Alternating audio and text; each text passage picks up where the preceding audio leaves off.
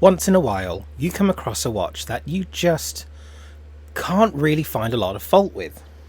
And today we're going to be looking at one of those watches.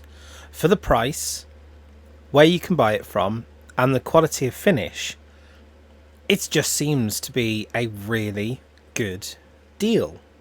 Let's have a look at it.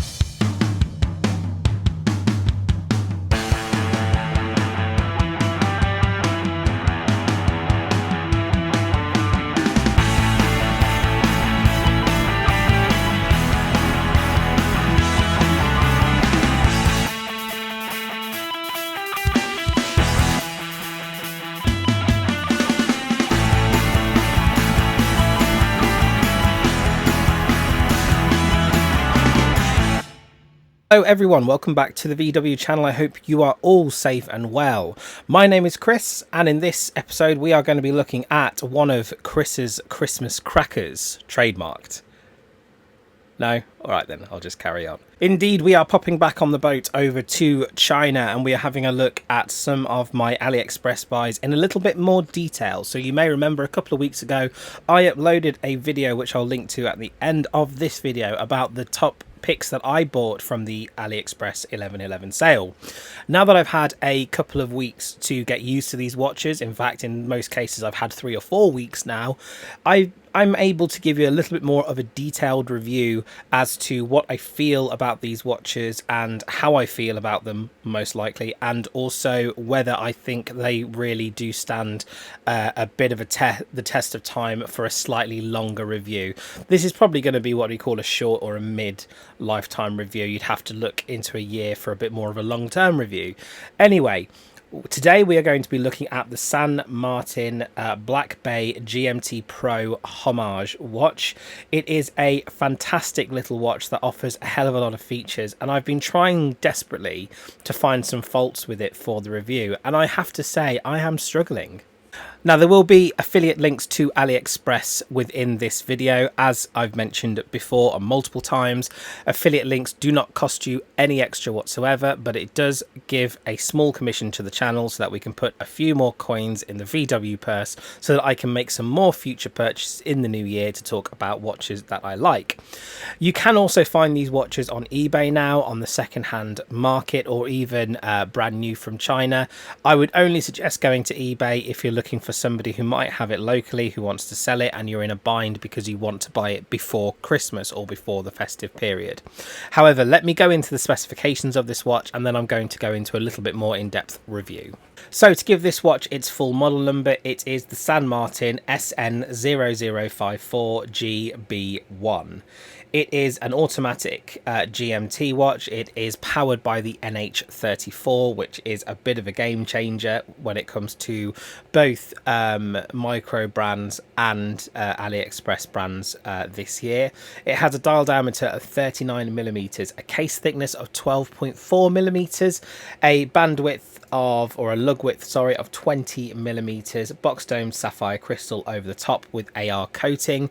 Great lume on this one. It's BGW9 blue light, and it has a screw down crown with 100 meters of water resistance. Now, San Martin offer this watch with a 2-year warranty, which I think is pretty good, again, for an AliExpress brand. This arrived in good order and pretty quickly indeed. I think it was, probably 7 or 8 days after I bought it in the sale that it came across, so it was actually, pretty good. The dial construction itself and the case material is 316L stainless steel, which obviously is the industry standard, and the lug to lug, which I didn't mention before, is 48.5mm. The dial itself is a really nice matte black colour. You can also get a matte white colour as well, which adds to the utility tool look that this watch is of course going for. Again, all the design cues on this are really the essence of Tudor, and there's not really much that comes into it from a San Martin originality standpoint. Even compared to the earlier version that San Martin did, this one is pretty much an out for out, one for one copy. But as you all know, I don't mind a good homage watch, and in fact this has given me the inspiration to buy a lot of the real things down the line.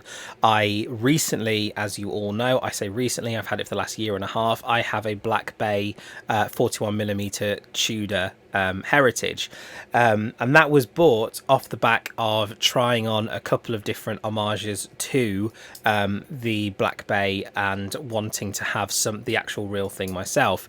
And this watch has sort of done a very similar job for me, although I'd actually say that looking at the specifications of the Black Bay Pro, the proportions on the San Martin probably make it a little more wearable than that of its $5,000 or $6,000 counterpart. If you are sticking around in this review, it obviously means that you are a fan of Homage watches, or you like to punish yourself by listening to me drone on about Homage watches.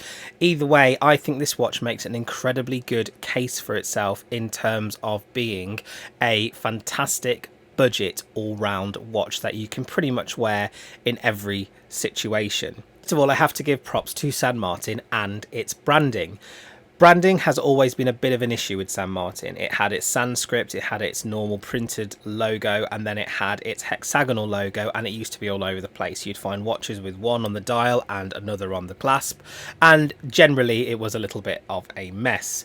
I'm really glad that San Martin have put a hexagonal logo on this watch. You can also get custom logos on this watch as well, so if you want to put your name or whatever on the watch dial, you can do, or you can opt for sterile dials as well. And I really think that's the way to go. I preferred the hexagonal logo. I do like branding. I like brands to make themselves noticed, but I also like consistency across the range as well. And that's now what's starting to attract me a little more to San Martin watches. Another thing that I'm a really big fan of on this watch is the bezel. So the bezel is a fixed 24-hour stainless steel bezel. That makes it feel more utilitarian. Obviously, it is based on the Black Bay Pro, which in itself is based on the Explorer 2 from Rolex. But I also think that the design of it is really good. It hits all the markers. There's no misalignment on the fixed bezel when it comes to that and the dial. The dial itself, as I mentioned before, either comes in a matte black or a matte white. I chose the matte black because I feel that's the more classic colour, and I think that with the lume that they've applied and the way that the dial is set out, I just think that the matte black dial with the white indices probably works better than it would do as the matte white with the white indices and white sort of pointers and hour markers. Now, the lume on this watch is pretty good. It's actually about where I would expect it to be, potentially for even double the price. I would think that it would give some Seikos a run for their money. It's not the best lume that I've seen from an AliExpress buy. As you guys all know, Addy's Dive or Steel Dive watches have insane lume for the price, and they are much cheaper. But this watch in itself has good lume, but it makes up for it as well by having the entire watch really, really well finished. Now, the Seiko NH34 is a caller's GMT, not a traveller's, or as some people call it, a true GMT, whatever that means. So the hour hand doesn't skip, but you can amend the GMT hand. So what you do for that is you unscrew the crown, put it out to the first position, you move the you move the crown backwards to change the date, and then you move it forward to actually change the GMT time. And one of the things that I find really good about this one compared to some of the other caller style GMTs is instead of it just sort of floating around and you setting it wherever you want it to, it clicks in place, or you hear it sort of pop in place, and it's really good and it feels really solid. So it's almost like you're hearing like a click click click every time it moves to an hour mark, so you can't get it wrong and you can't set it in a limbo or no man's land in between, which I think is pretty good. Further to that, once you take it fully out to the second position, this watch of course hacks as well. So this is a hacking and hand winding movement, as you would all expect. With this watch, it has a 40-hour power reserve, which I think is common with all the NH34 or the 4R 34 or 35 movements too. Now, this is my first experience of the NH34, and I have to say that I'm pretty impressed. I have been tempted to get the Seiko SSK, which has got the 4R 34 movement in it, but the reason why I haven't got that is because I was really looking for this GMT movement to be in a watch that had a screw down crown and had some sapphire over the top of it, so it felt like a really utilitarian watch. So when this one came out, it really spoke to me. Now, the bracelet of this watch is really well done. It has a female end links, which means that this watch wears really well on wrist. The fact that it's a bit thinner at just under 13mm thick for a GMT, and it's 39mm, also means it sits really nicely on the wrist.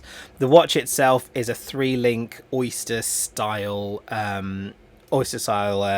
bracelet with screw links, and the clasp on this watch is pretty good as well. It feels nice, it feels hard, it feels functional. You've got 4 holes of micro adjust on this watch and no diver's extension, thank God, as well, because I think that with some of these watches you're not going to get them wet, and having on the fly adjustment can actually create more of a weak point in the watches too.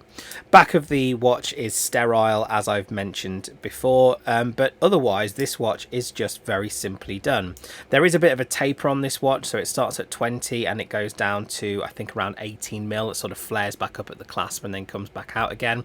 That helps the watch wear really well and does add a secondary style of vintage aesthetic next to a utilitarian look, and I love those two looks put together. I think they're really good. And that's really the review in a nutshell. I can't really find a lot of faults with this watch, and I'm going to have to nitpick, I think, as being the main sort of thing that I do. So I have no problem with the loom. I love the dial. I love the fact that it's a screw down crown with a signed crown as well, or an embossed crown, whatever you would call it. I like the bracelet. I like the fact that it's a milled clasp with proper security pushers as well. I'd probably say that this watch should probably be a bit of a strapaholic watch. However, there aren't any drilled lugs or quick releases, and that might be one thing that if I had to nitpick, it would be. Also, with San Martin watches, one of the things that I've realized is standard screws that you use to take normal sort of screws out of bracelet watches are a little bit too big, so you have to use their own sort of screwdrivers that you get, which are slightly smaller. So if you lose one of those, it's a bit of a pain in the arse, because you've got to try and see if you can buy some extra ones that will help. But apart from that, I can't really fault this watch. And as I said before, you know, for the price that you're paying, you know, this watch is under £300 for a GMT automatic movement. Maybe in a year or so's time I will say that it's not as good a price anymore, because you're probably going to have more micro brands coming out with that, with original designs, and I feel that it's probably going to be more of a coin toss for you if you're looking for a watch and it's between 239 to 266 pounds or dollars, and you're looking for a watch that will do pretty much everything, that has a classic look, then I would recommend that you have a look at the San Martin. If you're looking for something that's more original and potentially is more of a you know, sort of, I guess, classic feel or classic touch, not classic touch, what's it called, personal touch, that's the word, personal touch, then I would recommend that you have a look at some of the micro brands that will be coming out with the NH34. I have seen a couple of these floating around at the minute, but I haven't seen any that I'm going to bring in for review. And there's also another elephant in the room as well with the Miyota GMT movement, and I believe, although I've not had my hands on one yet, I believe that actually does have a quick set hour date instead of having a cordless GMT. It's more of a true GMT, but I'm not sure, so I will see. I think Boulder are coming out with a Miyota powered GMT watch, so we'll see what that one brings, and I'll probably see if I can get one of those in for review. But anyway, guys, I've rambled enough for this week. What do you guys think of the watch? Do you like it? Do you think it's a good buy? If you haven't already, please don't forget to like, share and subscribe. Follow me on Instagram or TikTok. I've also got my shops as well, which are open for the season, so have a look and see if there are any watches on there that you would like to buy for yourself, your friends, your family, or your significant other as well. Yeah, take care of yourself, boys, and I will see you all in a future video.